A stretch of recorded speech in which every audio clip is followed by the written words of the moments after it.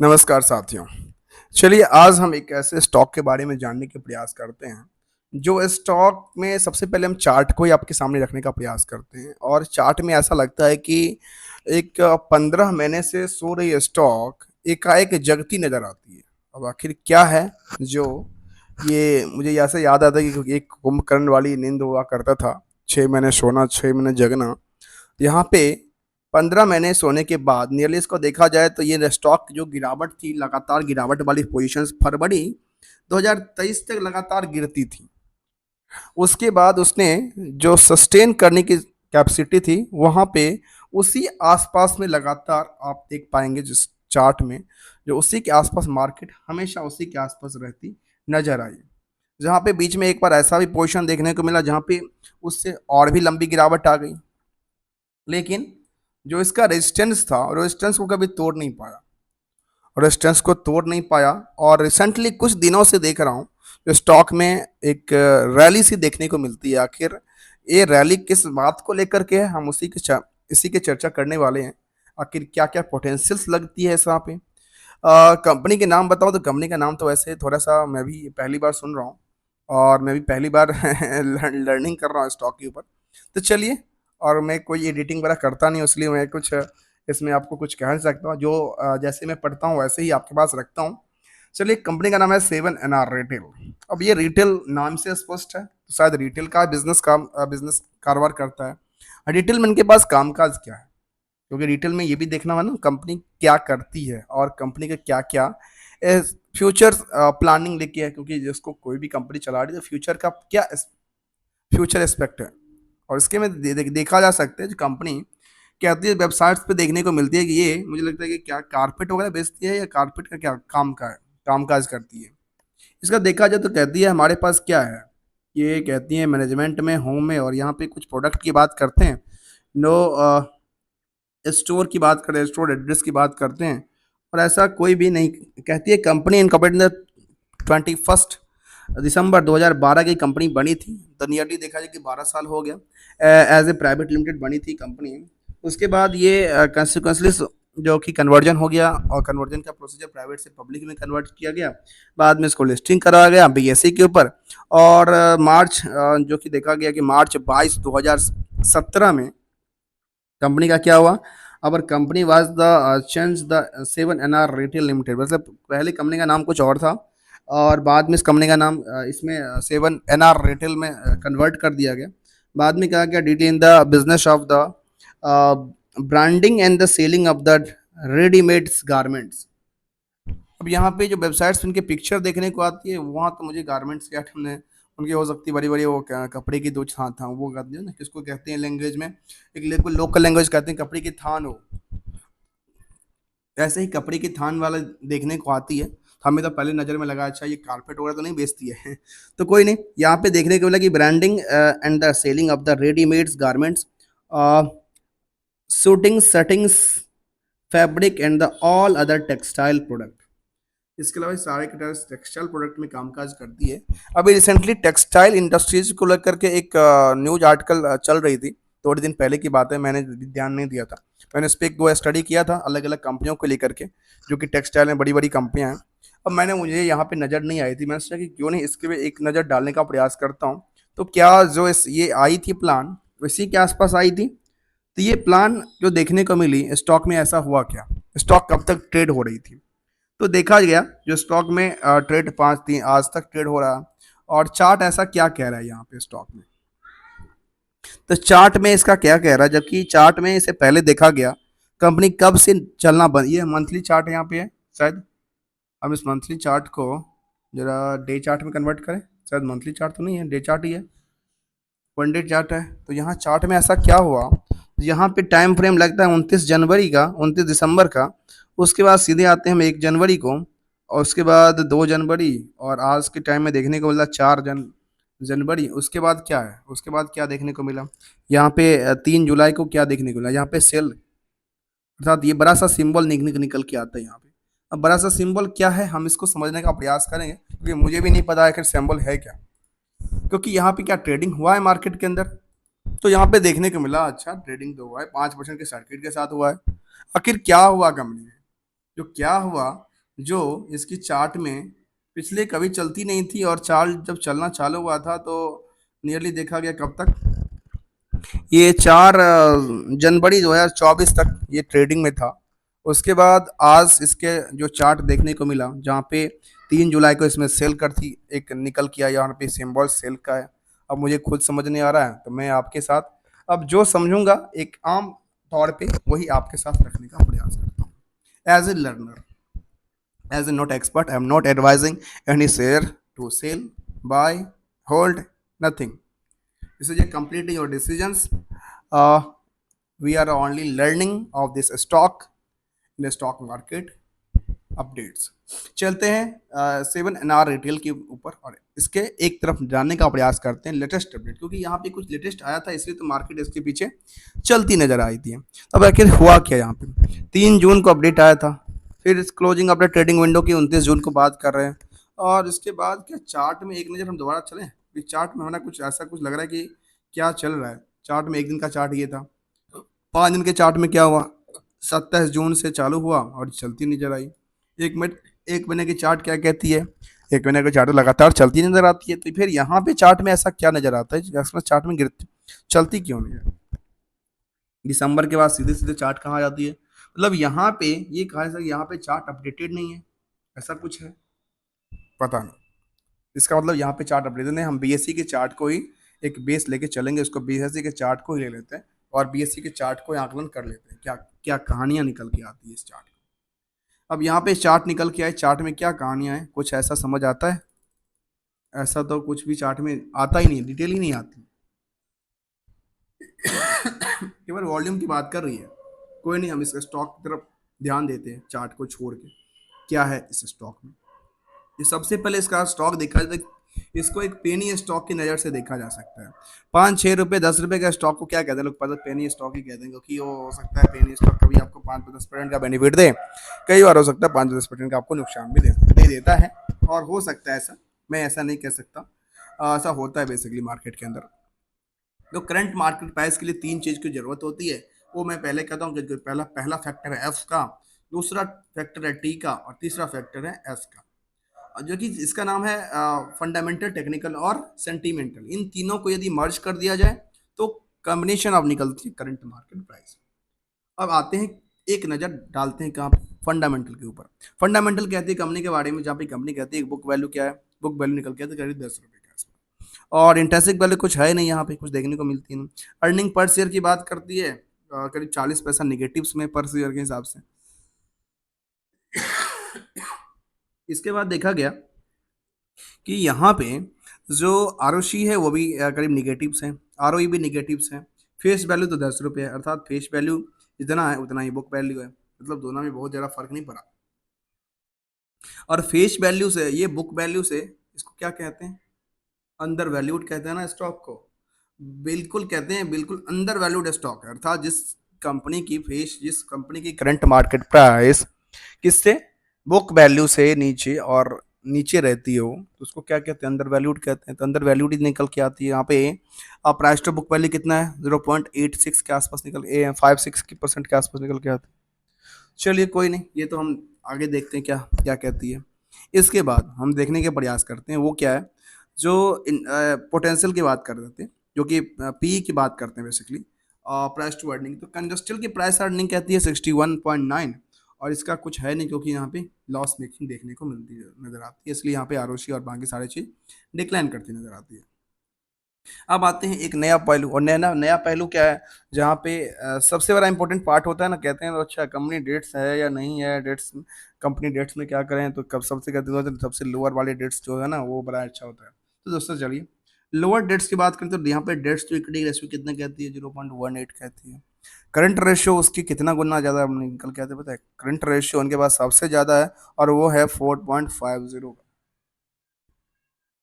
इसके बाद कहती है, और हमने खास के दो एस्पेक्ट लिया है अपनी तरफ, अपने करंट रेशियो, अपने रेशियो जानने के पर्पज से, क्योंकि किसी भी बैलेंस शीट को समझने के अलग अलग तरीके हो सकते हैं, सबकी अलग अलग अंडरस्टैंडिंग हो सकती है। हमने कुछ अलग एस्पेक्ट लिया है एक बिजनेस पर्पज को समझने के लिए, अच्छा बिजनेस में इस तरह की चीज़ें होती है तो ये किस तरह से कामकाज करती है। तो यहाँ पर डिविडेंड कुछ है नहीं, हमने दो एस्पेक्ट जो लिया है उसमें दो एस्पेक्ट ये लिया है खास के, जो जितने भी हमने प्रॉफिट दिखाया है वो प्रॉफिट क्या आपकी जो आउटस्टैंडिंग बैलेंस है, अर्थात जो कि हमारा ट्रेड रिसीवेबल्स आती है, वो उसका कितना परसेंट बनती है, और जो ट्रेड रिसीवेबल है उसके बेसिस पे सेल्स का परसेंटेज क्या था, इसी का चर्चा करते हैं बता।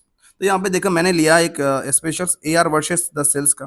तो सेल्स के अगेंस्ट यदि देखा जाए आउटस्टैंडिंग पार्ट को, तो डेटा कहती है 1.88%, अर्थात परसेंटेज को गौर कीजिए, 1.88% का, ये रेशियो के हिसाब से है।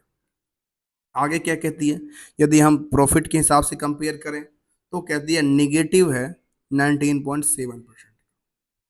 अब यहाँ क्या मसला है, हम इसके लिए क्या करेंगे, एग्जैक्टली इसी फिगर आउट पे चलेंगे और समझने का प्रयास करेंगे। सॉरी फॉर द, ये आखिर क्या मसला है यहाँ, डेट्स कितने दिन में पैसा देता है इनके पास, पैसा देता है नियरली 2 साल में। जो आज आपने बिजनेस किया है, कोई बिजनेस है जहाँ पे पैसा 2 साल में मिलता हो, और जीएसटी ऑब्वियसली अप्लीकेबल है, आपने बिल आज किया और जीएसटी तो पेमेंट करते होंगे इसके ऊपर, टेक्सटाइल के ऊपर, यदि वो 5% का आइटम हो या 10% का आइटम हो, तो आपने अपने घर से जीएसटी जमा कर दिया, चलिए अच्छी बात है, आपकी वर्किंग कैपिटल से हो गया। लेकिन आपके पास पैसे कब मिलेंगे, जो जीएसटी भी आपने जमा किया ना, वो भी पैसे कब मिलेंगे, आपके 2 साल के बाद। 2 साल का क्या इम्पैक्ट पड़ेगा पता है, उसका क्या, इनको आपको मार्केट इंटरेस्ट रेट से ज़्यादा पैसा मिलता है क्या, या फिर बिजनेस में प्रॉफिट ज़्यादा है इसलिए पैसा फंसा होता है, ये दो दो एस्पेक्ट हो सकते हैं। तो चलते हैं समझते हैं, 2012 की कंपनी थी और ट्रेडिंग ऑफ द टेक्सटाइल में कामकाज करती है, तो करते हैं इसके बारे में चर्चा एक बार, जहाँ पे एक बार हम पीयर्स को कंपेयर करके देखने का प्रयास करते हैं, इसके बारे में पीयर्स क्या कहता है।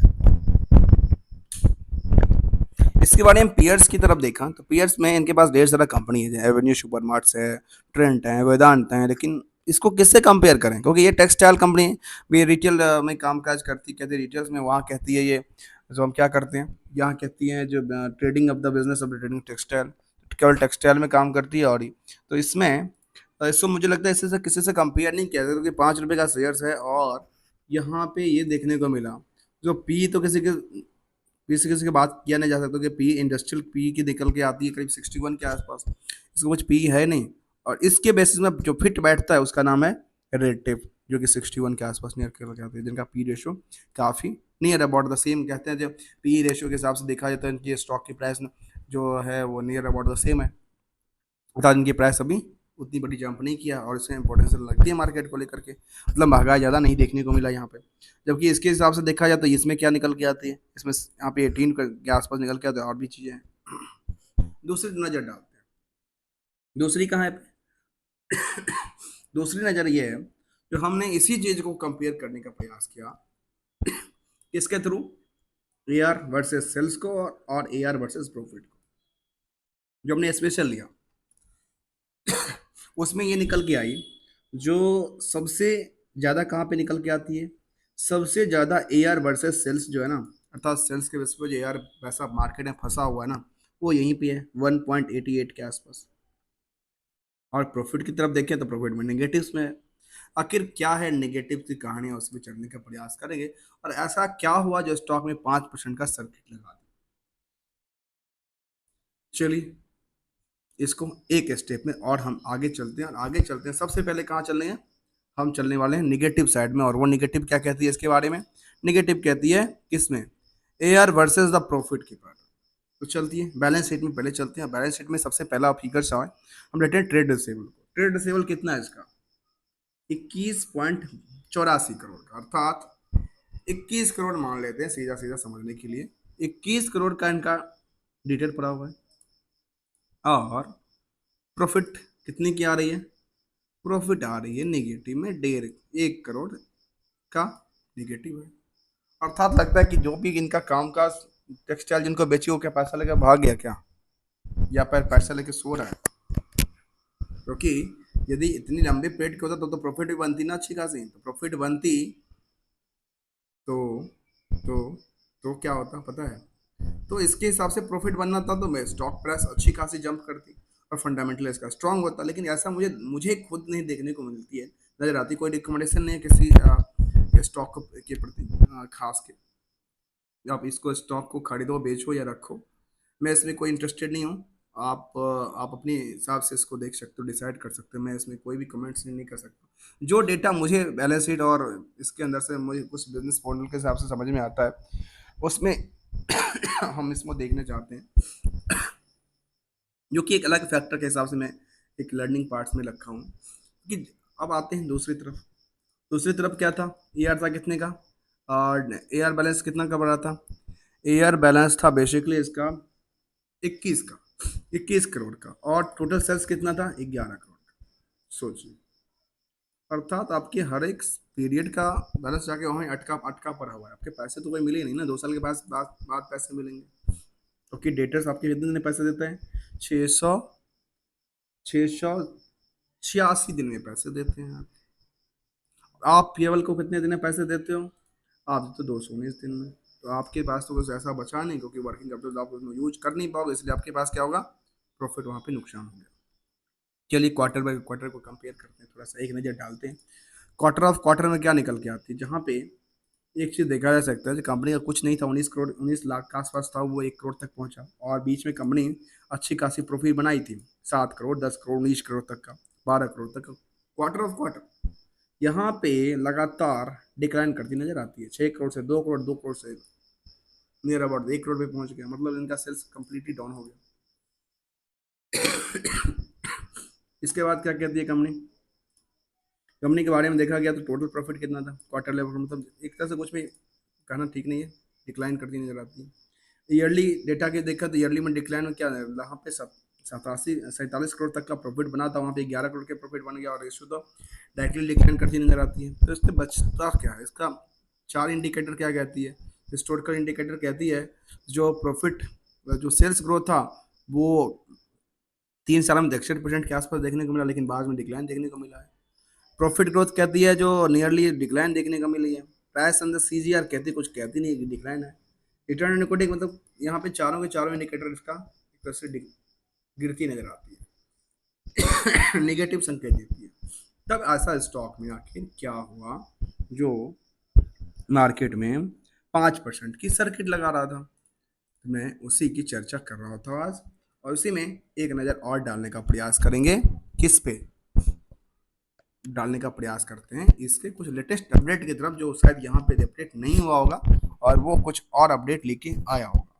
कि यहाँ पे कुछ देखें अपडेट, तो यहाँ पे अपडेट कहती है कुछ ऐसा अपडेट था नहीं। और इससे पहले देखा जाए तो कंपनी का कुछ न्यूज आइटम्स ऐसा कुछ चल रहा है इसके ऊपर या नहीं, उसको भी चर्चा करने का प्रयास करते हैं। बीएससी में देखा जाए तो बीएससी में क्या कहती है, 52 वीक में हाई अभी तक कितना तक गया था स्टॉक, 10 रुपये 70 तक। लो की बात करें तो 4 रुपये 40 तक गया था। फिलहाल प्राइस कितना चल रहा है, 5 रुपये 76 के आसपास, जो कि 5% जंप करने के बाद चलता है। और ये स्पेशलिटी डिटेल्स में काम काज करती है। और हम इसको 1 साल के चार्ट को देखो तो 1 साल के चार्ट में निकल के क्या आता है, 1 साल के चार्ट में लगातार क्या होती है, ये डिक्लाइन की तरफ चलती है, ये डिक्लाइन जाती है, फिर यहाँ से स्टेबिलिटी बनाती नजर आती है, और इसका बेस यही बना के नजर आता है कि इस प्राइस पर लगातार, और एक ही बार नहीं कितनी बार इस प्राइस पे आई है। और यहाँ पे ऐसा क्या हुआ था मार्केट को लेकर के, जो मार्केट में दिसंबर 29 के आसपास इसमें इतना सारा बुलिश हुआ, क्या था इसके पीछे कुछ कहानी, हम उसको एक नज़र डालने का प्रयास करते हैं। कहाँ पे, इसकी एक और इन्फॉर्मेशन है उसके ऊपर, वो है शेयर होल्डिंग पैटर्न को लेकर के। क्या शेयर होल्डिंग में कुछ ऐसा फेरबदल हुआ था या कुछ हुआ था, कंपनी कहीं शिफ्ट करने वाली थी, ऐसा तो पोजीशन नहीं था जिसकी वजह से मार्केट में ऐसा पोजीशन देखने को मिला। पिछले 5 दिन के चार्ट क्या कहती है, पिछले 5 दिन के चार्ट इसका कहती है, अच्छा ये लगातार 5% की सर्किट लगाता है। 1 महीने के चार्ट भी लगातार कहती है स्विंग करती नजर आती है कंपनी, जहाँ पे वॉल्यूम ऑफ ट्रेड भी कितना था, ज़्यादा नहीं है, वॉल्यूम ऑफ ट्रेड करीब 33,000 45,000 के आसपास, 55,000 के आसपास ट्रेडिंग होती है। इसको किस कैटेगरी में रखा गया है इस स्टॉक को, इसमें कोई कैटेगरी नहीं है, स्टेज 1 में रखा गया है इसको जिम। इसमें 3 लेटेस्ट अपडेट है यहाँ पर, वो अपडेट नोटिफिकेशन खुलता नहीं है। चलेंगे हम शेयर होल्डर प्रोटेक्ट की तरफ, और वो क्या कहना चाहता है, इन्वेस्टर कहना चाहता है, आखिर वहाँ यहाँ की सिचुएशन की बात कर लेते हैं कि ये जो चार्ट थी वो चार्ट में कब डिक्लाइन और कब जंप करती नजर आई थी, वो एक नज़र हम डालते हैं। क्योंकि 1 साल के चार्ट में सबसे ज़्यादा जंप करती नज़र आई थी स्टॉक दिसंबर के आसपास। दिसंबर में ऐसा क्या हुआ था? चलिए दिसंबर वाले चलते हैं। दिसंबर में ऐसा 23 में था ऐसा, और इसमें इसे पोजीशन को कम किया था। एक साल के डेटा को देखें तो कम किया था, और क्वार्टरली डेटा में स्पष्ट हो जाएगी आखिर हुआ क्या था। दिसंबर में ये देखने को मिला जो यहाँ पे स्टॉक लगातार आप देखेंगे जो जो प्रमोटर्स थे, वो प्रमोटर 29%, 29%, 34%, 30%, 27%, 25%, 24 तक लगातार, कहाँ तक, जून 23 तक बने थे। उसके बाद जून के बाद दिसंबर सितंबर तक, जून से सितंबर के टाइम फ्रेम को एक बार नजर डालते हैं, ठीक है, क्योंकि हम जून से सितंबर की, तो जून सितंबर, ये सितंबर का पीरियड रहा, अगस्त, जून, ये जून से सितंबर अर्थात जून से लेकर सितंबर तक क्या हुआ, इनकी पोजीशंस में क्या हुआ, क्या देखने को मिली। जो जून से सितंबर तक इस पोजीशन में नियरली 9% की बिकवाली कर लिया, किन्होंने, प्रमोटर ने।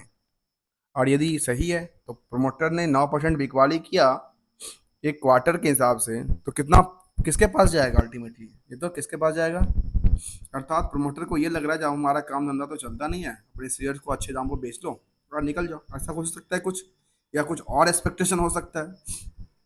यहाँ पे पोजिशन क्या किया, 9% की बिकवाली कर ली। फिर दिसंबर में क्या हुआ, फिर उन्होंने कितनी की बिकवाली किया, 3% की बिकवाली किया। तो आगे मार्च में दोबारा देखने को ये मिलती है यार, फिर से 2% बिकवाली कर लिया। आखिर यहाँ पे प्रमोटर क्या चाहता है ये पता नहीं, कि जैसा कुछ रूल्स रेगुलेशन था इसके लिए, जहाँ इसको बेचना था या किसी को शिफ्ट करना था या किसी कंपनी को टेक ओवर करना था, इसके बारे में एक लेटेस्ट अपडेट देखने का प्रयास करेंगे, हम गूगल में सर्च करने का प्रयास करेंगे इस कंपनी के बारे में। Company the Patel and the Nikunj, कुछ बड़े बड़े डायरेक्टर्स हैं इसके अंदर, और इसमें कोई भी डीआईएफआई नहीं है, और केवल पब्लिक में देखा गया तो पब्लिक में कुछ लोगों को छोड़ के देखा गया तो एक दो, बस दो लोगों का पोजीशन देखने को मिला, यहाँ पे अच्छी खासी पोजीशन, अर्थात 1% से ज़्यादा की पोजीशन है, 1.5%, 1.25% के आसपास। और ये क्या एक ही जगह इन्वेस्टर हैं, सुपर इन्वेस्टर हैं, या एक बड़े लेवल के इन्वेस्टर हैं, इनके बारे में एक नज़र डालने का प्रयास करते हैं। तो इनकी कहाँ पे पोजीशन, एक ही जगह पोजीशन है, लावण्या नाम है इनका। दूसरा नाम निकल के आता है एक अशोक भाई। अशोक भाई का क्या पोजीशन है, अशोक भाई कहती हैं हमारे पास जो पोजीशन है, हम तो बहुत सारे कंपनी में खरीद बिक्री करते रहते हैं, इस क्रम में हमने फिलहाल यहाँ भी खरीद रखा है, और हमने काफ़ी खरीद रखा था, ऐसा नहीं कम खरीद रखे थे हमने, लगातार ये देखा कि 1%, 2%, 8%, 10% तक हमने खरीद रखा था इस कंपनी में, अलग कंपनियों के अंदर। जबकि इस कंपनी में केवल हमारे पोजीशन कितना है, इसी के हमने मार्च में इसको लिया है, यहाँ पे ये डेटा निकल के आती है, इसका पोजीशन ये था। इसको हमने समझने का प्रयास किया है। अब एक नज़र हम इसमें जाएंगे न्यूज आर्टिकल की तरफ, और न्यूज आर्टिकल इसके बारे में क्या कहना चाहता है। इसका नाम है seven NR retail, latest news हम सर्च करना का प्रयास करते हैं, कहाँ पे, सीधे सीधे गूगल में सर्च करते हैं आखिर इसके क्या हुआ। कुछ ऐसा न्यूज निकल के आए तो अच्छी बात है, नहीं तो हम इसके लिए क्या कह सकते हैं, कुछ नहीं कह सकते। इसके क्या लेटेस्ट अपडेट है, इस पर देखा गया कि 5/24 में, 8/5/24 में क्या हुआ था, इसमें board of director of the company is the schedule on the meeting की बात कर रहे थे, inter consider the approval of the financial की बात करते नजर आए। इकोनॉमिक्स टाइम में एक न्यूज़ छपी थी जो कि 30 मई 2019 को छपी थी। इसलिए मनी कंट्रोल में कुछ न्यूज़ देखने को मिला है, जहाँ पे कहते हैं latest news for the NTR stock price in the guild. इसमें कुछ ऐसा अपडेट है तो मैं देख लेता हूँ, कुछ है तो वो तो कुछ एक्सपेक्टेशन हो तो वो भी चेक करने का प्रयास करता हूँ आखिर क्या है यहाँ पे इस कंपनी को लेकर के। तो मनी कंट्रोल जो है वो एक वेबसाइट्स है जो कि बड़ी ग्रुप्स की वेबसाइट्स हैं। इस ये वेबसाइट्स इस कंपनी के बारे में क्या कहती है, इसमें देखा गया कि प्राइस मूवमेंट की बात करती है, प्राइस एंड वॉल्यूम की बात करती नजर आती है, सनलिटी एनालिसिस की बात करती है, जहाँ पे कहती है out of the 6 years 7 NRA hasn't given positive return in the July. और ये कहती है जो नियरली इसके हिसाब से देखा जाए, N R retail stand down March 2024 net worth of the ₹1 crore down 90% the वायो वायो, मतलब मैंने कहा जो 90% डाउन हो गया। उसके बाद ऐसा क्या आके निकल के आया जो यहाँ पे ऐसा मार्केट इस, अब यहाँ पे देखने को एक चीज़ मिली, अब देखने को ये चीज़ मिली जो मैं कई बार इस चीज़ को अपने पास नोटिस करता हूँ, समझने का प्रयास करता हूँ, लेकिन समझ नहीं पाया आज तक। दोस्तों मुझे आपको वो समझ आया तो मुझे बिल्कुल कमेंट करके बताना। यहाँ पे अक्सर मैंने देखा है कि अच्छा यहाँ पे बाइंग की जो बाई की ऑप्शन होती है ना, वो पे कहती है 100% द रिकमेंडेशंस, और कहती है 100% buy, 0% sell, 0% hold, 100% of the Moneycontrol user recommended buying NR 7। अब ये किस बेसिस पे रिकमेंड करते हैं मुझे नहीं पता। अब रिकमेंड किए हैं तो फिर मार्केट, ये रिकमेंड कब किए हैं इसका डिटेल नहीं आता। फिर ब्रोकर रिसर्च की बात करते हैं तो ब्रोकर रिसर्च क्या कहती है इसके बारे में, ऐसा कोई डिटेल नहीं आता इसके ऊपर। कोई ब्रोकर रिसर्च नहीं है, केवल केवल कुछ जो कम्युनिटीज में हैं उनकी तरफ से आता है, केवल केवल 100% ये बाइंग कॉल निकल के आती है। अब इसका क्या लेटेस्ट अपडेट था यहाँ पे, कुछ ऐसा निकल के हम तो इसको देख नहीं पा रहे हैं। इसमें लेटेस्ट 29 जून को अपडेट था, क्लोजर ऑफ ट्रेडिंग विंडो की बात कर रहे थे। इससे पहले एनुअल सेक्रेटरी कंप्लेंट्स की बात कर रहे थे। इससे पहले उन्होंने 30 मई की बात, मतलब कुछ 3 जून के बाद सीधे 29 जून को डिटेल आती है। और इसमें कोई भी ऐसा, मुझे ऐसा तो नहीं देखने को मिला जहाँ पे मार्केट की काफ़ी पोटेंशियल निकल के आती नज़र होती है। फिर इसमें लगातार शेयर होल्डिंग पैटर्न लगातार गिरती नज़र आती है प्रमोटर का। इसके बाद देखा गया तो इसको कंपेयर कहाँ कहाँ से करते हैं पता है, आदित्य विजन से किया है, भाटिया कॉमर्स कम्युनिकेशन से किया गया है। लेकिन ऐसा मुझे नहीं लगता इसको इसको करना चाहिए, क्योंकि अलग अलग सेक्टर की कंपनियां हैं। तो मुझे इसमें क्लैरिटी निकल के नहीं आई दोस्तों। आपको यदि इसमें क्लैरिटी कुछ हो तो मुझे प्लीज़ बताना, मैं भी इसमें थोड़ा सा और स्टडी करने का प्रयास करूंगा, अपने आप को बिल्डअप करने का समझ प्रयास करूंगा सामने। इसको हमने समझने का प्रयास तो किया, लेकिन पूरा कंप्लीटली ये नहीं समझ में आया। इनके स्टॉक प्राइस में लगातार, जो कि एक सोई हुई स्टॉक थी, और सोई स्टॉक में एकाएक इतना 5-5% के जंप कैसे हो गया, 5% 10% का जंप कैसे निकल के आती नजर आई। तब तक के लिए thank you so much for joining year. हम बात कर रहे थे आज एक न्यू स्टॉक जिसका नाम था 7NR डिटेल्स लिमिटेड। इस पर जरूर विचार कीजिएगा। विचार करने वाली बात हमने क्या रखा था, विचार करने वाली बात रखा था हमने इसका AR वर्सेस सेल्स का, AR वर्सेस प्रॉफिट का, और इसका इसके बेसिस पे क्या पोटेंशियल निकल के आती है। Thank you so much for joining here.